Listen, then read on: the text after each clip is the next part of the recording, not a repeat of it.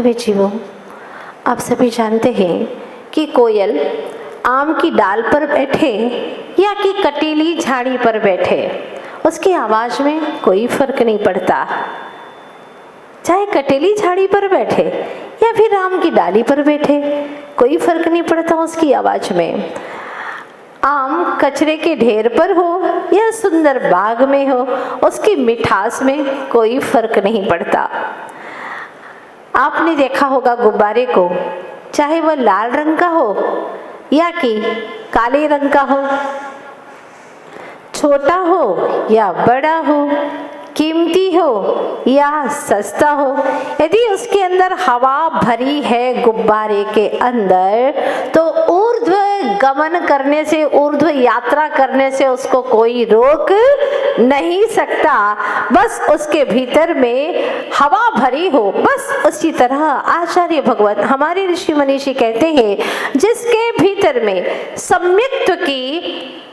सम्यक दर्शन रूपी हवा भरी हो, जिस आत्मा के आत्म प्रदेशों में सम्यक दर्शन रूपी उजाला हो, वो हवा हो, तो निश्चित रूप से एक न एक दिन वह सिद्धालय तक अवश्य उड़ेगा, इसमें कोई संदेह नहीं है। हाँ, अगर हवा भरी हो और कहीं एक छोटा सा भी छेद हो जाए, सुई की नोक जितना ही, तो भी वह सारी हवा को निकाल देगा, वो ऊपर उड़ नहीं पाएगा। उसी प्रकार से आचार्य भगवान समझाते हैं कि अगर तुम्हारे जीवन में दूसरों के प्रति, औरों के प्रति अगर द्वेष की भावना है, ईर्ष्या की भावना है, तो उस ईर्ष्या के छोटे से छेद से ही तुम्हारे सारे जो गुण हैं वो सब विकृत हो जाएंगे। चाहे व्यक्ति कितना ही महान हो, लेकिन ईर्ष्यालु हो तो वह कभी भी सिद्धालय तक नहीं जा सकता, उसके जीवन में विकास नहीं हो सकता। क्योंकि जब भी जीव ईर्ष्या करता है, पर के बारे में गलत सोचता है तो उसके ज्ञान के शक्ति अंश घटते चले जाते हैं। इसीलिए कहा है, कहने की अगर कोई चीज है तो वह है सत्य, कहने की चीज है तो वह है सत्य, रखने की कोई चीज है तो वह है इज्जत, रखने की कोई चीज है तो वह है इज्जत, और छोड़ने की अगर कोई चीज है तो उसका नाम है मोह, और अगर फेंक देने की अगर कोई चीज है तो उसका नाम है ईर्ष्या। ऐसे हमारे पूर्वज समझाया करते थे। तो ईर्ष्या तो फेंकने की चीज है, लेकिन कल आपने देखा था यहाँ पर कि कमलिनी और कुमुदिनी जो कि चांद की सखी है और कमलिनी सूर्य की सखी है। कुमुदिनी जो चांद की सखी है, वह प्रभाकर यानी सूर्य की किरण के स्पर्श से भी बचना चाहती है, वह मुकलित हो जाती है। और इधर अधखुली कमलिनी, वह डूबते चांद की तो बात छोड़िए, उसकी चांदनी को भी देखना नहीं चाहती। ये कुमुदिनी और कमलिनी स्त्री पर्यायवाची है, और ईर्ष्या पर विजय प्राप्त करना सबके बस की बात नहीं है, और वह भी स्त्री पर्याय में अनहोनी सी घटना है। स्त्री पर्याय में ऐसा सुनते हैं, ईर्ष्या ही स्त्री समुद्भवा, क्षेत्र चूड़ामणि में कहा है। कल बताया था आपको कि ईर्ष्या स्त्री का समंदर है। छोटी छोटी बातों में ईर्ष्या हो जाती, किसी का रूप देख करके, किसी का घर देख करके, किसी की गाड़ी देख करके, किसी की चाल ढाल देख करके, किसी की प्रसिद्धि देख करके, किसी के बच्चों को देख करके भी ईर्ष्या होने लग जाती है। कोई अच्छी बातें करे, अच्छा व्यवहार करे, तो उसको भी देख करके ईर्ष्या हो जाती है कि इसका व्यवहार इतना अच्छा क्यों है, इसकी सबके साथ में अच्छी जमती क्यों है, सब इसे इतना प्रेम क्यों करते हैं, इसकी प्रीत क्यों है सबसे। छोटी छोटी बातों में, और घर ही घर के लोग ईर्ष्या करने लग जाते हैं। कभी सासू माँ तो कभी बहू ही सासू से ईर्ष्या करने लग जाती है, देवरानी जेठानी से ईर्ष्या हो जाती है।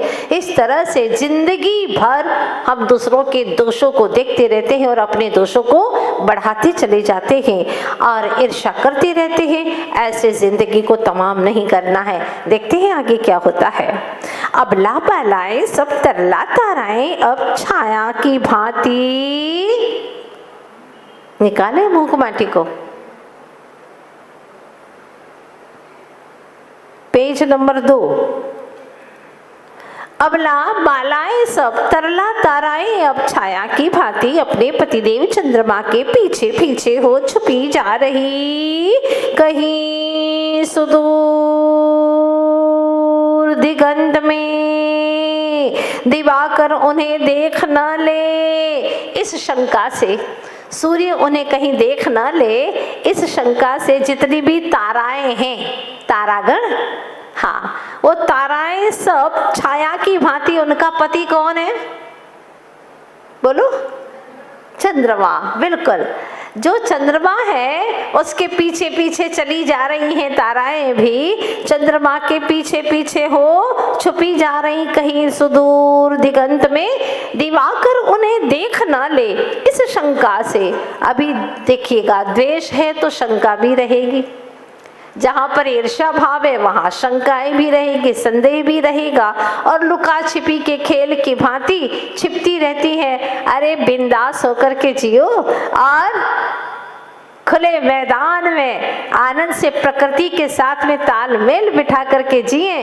कुंद कुंद स्वामी समय सार ग्रंथ राज में लिखते हैं कि सम्यक दृष्टि जीव निशंकित होता है, संदेह नहीं करता, वह शंका से दूर होता है। सम्मा दिट्ठि जीवा निशंका होती निभया तेन सत्य भय विप मुक्का जम्हा तम्हा निशंका। जो सम्यक दृष्टि जीव होता है वह निशंक होता है, सात भयों से मुक्त होता है। ऐसे ही लेकिन यहाँ पर जो तारागण हैं वह तो चंद्रमा की मानो अनुचरी है, इसलिए अपने पति जो चंद्रमा है उसके पीछे पीछे छुपी जा रही, कहीं सुदूर दिगंत में दिवाकर उन्हें देख ना ले, शंका से मंद मंद सुगंध पवन बह रहा है, बहना ही जीवन है, बहता बहता कह रहा है, बहना ही जीवन है। देखिएगा, आप बहो या ना बहो, लेकिन समय तो बहता ही चला जा रहा है। अगर आप स्थिर रहने की कोशिश करते हैं कि मुझे कहीं कुछ नहीं करना है, मैं तो जैसा हूँ हाथ पे हाथ धरे बैठे हैं, भले बैठे रहो, समय तो गुजरेगा, लेकिन भीतर के परिणमन को कोई रोक नहीं सकता। हर समय उत्पाद व्यय द्रव्य उत्तम सत, ये तो चल ही रहा है। तो ये बहता बहता सुगंध मंद पवन कह रहा है कि बहना ही जीवन है। लो यह संधि काल है ना, महक उठी सुगंधी है छोर छोर तक, चारों ओर प्रातः काल सुप्रभात की वेला सूर्य उदय होने वाला है। सूर्य का उदय होने का समय है और चंद्रमा का जाने का समय है। देखिएगा, इसको कहते हैं संधि काल। संधि काल में सामायिक की जाती है। संधि काल के अंदर भगवान की दिव्य ध्वनि खिलती है। सूर्योदय के 3 घड़ी पहले, एक घड़ी होती है 24 मिनट की, सूर्योदय के 3 घड़ी पहले और 3 घड़ी बाद तक ये सामायिक का उत्कृष्ट काल है। 2 घंटा 24 मिनट का, 6 घड़ी का, उसमें भगवान की दिव्य ध्वनि खिलती है। ऐसे ही दोपहर में ठीक 3 घड़ी पहले, दोपहर के 3 घड़ी पहले जिसको मध्याह्न कहते हैं, और 3 घड़ी बाद तक, लगभग 12 बजे का समय सामान्य रूप से, तो उसमें 3 घड़ी पहले 3 घड़ी बाद तक भगवान की दिव्य ध्वनि खिलती है। और सूर्यास्त के भी 3 घड़ी पहले और 3 घड़ी बाद तक भगवान की दिव्य ध्वनि खिलती है। ऐसे ही अर्धरात्रि में भी 3 घड़ी पहले 3 घड़ी बाद तक भगवान की दिव्य ध्वनि खिलती है। ये काल सामायिक का माना जाता है। ये सामायिक का काल है, उत्कृष्ट काल। और मध्यम काल कहें तो सूर्योदय के 2 घड़ी पहले 2 घड़ी बाद, ऐसे ही पूरे चारों टाइम आप लोग करेंगे, 2 घड़ी पहले 2 घड़ी बाद, सूर्यास्त के भी 2 घड़ी पहले 2 घड़ी बाद। ये है मध्यम सामायिक का काल। और जघन्य सामायिक का काल है सूर्योदय के 1 घड़ी पहले 1 घड़ी बाद। ऐसे ही सूर्यास्त में भी, दोपहर में भी और अर्धरात्रि में भी। तो 48 मिनट तो कम से कम सामायिक का काल होता ही होता है। इसे संधि काल कहते हैं। संधि काल में कभी भी भोजन नहीं किया जाता, ये भजन का समय है। जो संधि काल में भोजन करते हैं वे बीमार पड़ते हैं, क्योंकि भगवान की दिव्य ध्वनि खिल रही है और तुम यहाँ भोजन कर रहे हो, गुरुजी पढ़ाएं और तुम शोरगुल करो, तुम इधर उधर के काम करो, अच्छी बात नहीं है। गुरुजी पढ़ाएं उस वक्त आपको पढ़ना चाहिए, जो पढ़ा रहे उसको समझना और सीखना चाहिए। भगवान की दिव्य ध्वनि खिल रही है, उन क्षणों में आपको सामायिक में लीन रहना है, ध्यान करना है, आत्मचिंतन करना है। सर्वश्रेष्ठ काल माना जाता है संधि काल, मतलब आत्मा की जो प्रकट आत्मा है उसका अप्रकट परमात्मा के साथ में संबंध करना, मिलन करना, ये है संधि यानी मित्रता करने का काल है। इसीलिए ये काल आपका कभी बेकार नहीं जाना चाहिए। आज के लोग 12-12 बजे सो करके उठ रहे हैं, संधि काल में सो रहे हैं, प्रातः काल के संधि काल में सो रहे हैं, प्रातः काल का भी संधि काल गया, दोपहर का भी संधि काल गया। क्या दुर्दशा हो रही है ऐसे लोगों की, क्या जिंदगी जी रहे, ढोर से भी बदतर जिंदगी जी रहे हैं। ढोर भी कम से कम किसी के काम में आते हैं और अपने पशुओं की जिंदगी जी रहे, लेकिन मनुष्य होकर के मनुष्य की जिंदगी नहीं जी रहा है। तो ध्यान रखना, जो 4 से 5 बजे तक उठ जाते हैं वे दिव्य पुरुष कहलाते हैं। 4 बजे तक वे उठ ही जाते हैं। और कई ऐसे साधु संत हैं जो 3 बजे तक सो करके फिर नियम से 3 बजे के बाद में उठ ही जाते हैं, क्योंकि ये पवित्र पहर माना जाता है, मनोहर पहर, उसमें वो जाग ही जाते हैं। और 3 बजे से एक अमृत बेला अपने ही अध्यात्म अमृत का रसास्वादन करते हैं। और जो 3 बजे के बाद में जागृत हो ही जाते हैं वो अद्भुत उपलब्धियां प्राप्त करते हैं। 4 से 5 बजे तक उठ जाने वाला दिव्य पुरुष होता है, दिव्य पुरुष सी जिंदगी जीता है। 5 से 6 बजे तक उठने वाला एक मनुष्य की जिंदगी जीता है, लेकिन इसके बाद में 6 से 7 बजे तक जगने वाला जानवरों सी जिंदगी जीता है। और 7 से फिर आगे जीने उठने वाला तो राक्षस जैसी जिंदगी जीता है। और इसके बाद में 8 बजे के बाद में तो कहीं बताया ही नहीं है, उसके लिए कोई शब्द नहीं है। कितना बदतर होगा उसका जीवन, आप स्वयं सोच लीजिएगा। 6 से 7 बजे तक उठने वाला ही जानवर होता है, जानवर की भांति जीवन जीता है, चरता रहता है दिन भर इधर से उधर। उसकी जिंदगी में वो सौम्यता हासिल नहीं होती, वो आध्यात्मिकता प्राप्त नहीं हो पाती।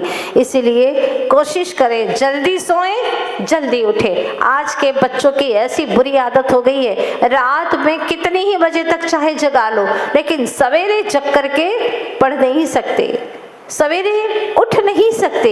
ये दुर्दशा हो रही है। तो कम से कम अपने दिन के कार्यक्रम को आप व्यवस्थित करिएगा।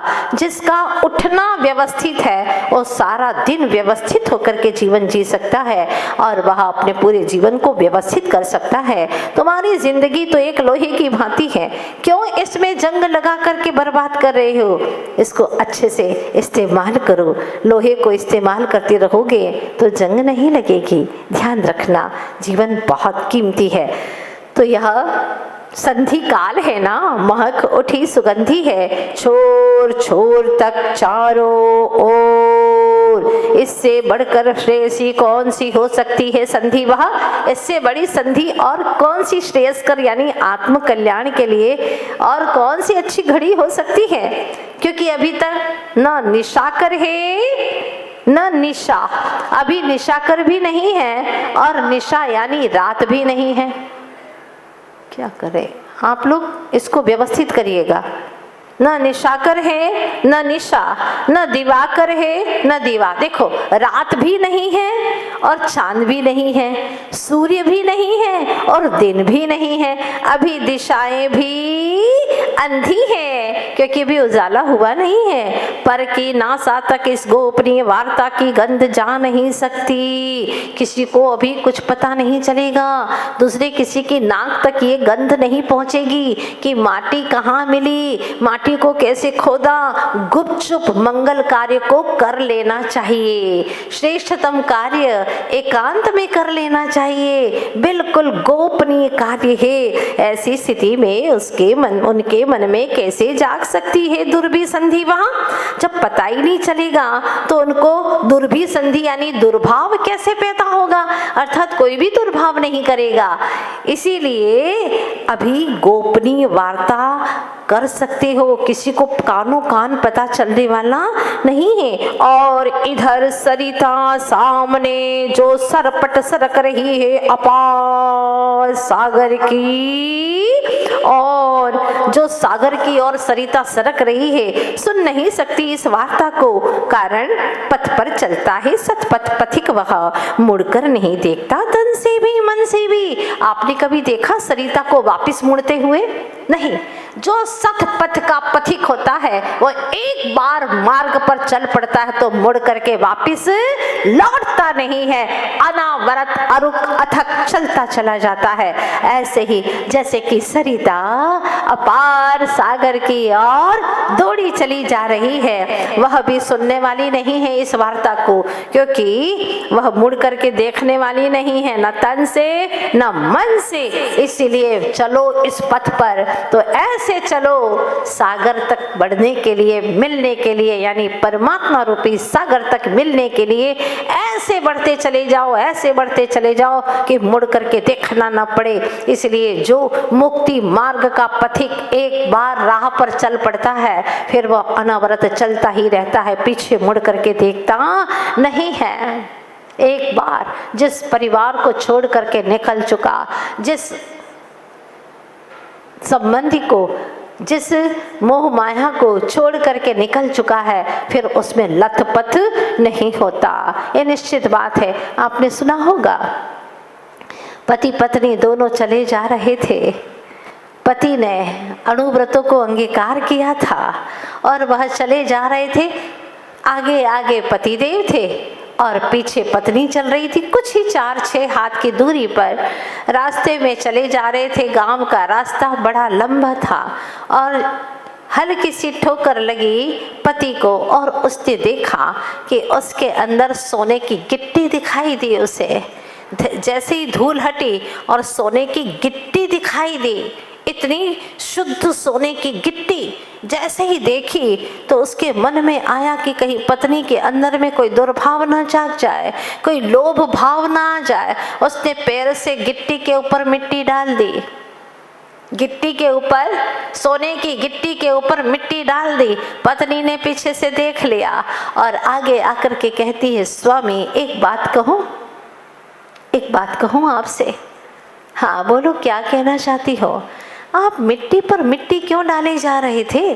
मिट्टी पर मिट्टी डाले जा रहे थे? हाँ, अरे मिट्टी पर मिट्टी नहीं डाल रहा था। तुमको कैसे पता? मैंने अपनी आंखों से देखा है। वो मिट्टी नहीं थी, सोने की गिट्टी थी, सोने की गिट्टी। अभी भी आपकी नजरों में पर द्रव्य सोना दिखाई दे रहा है।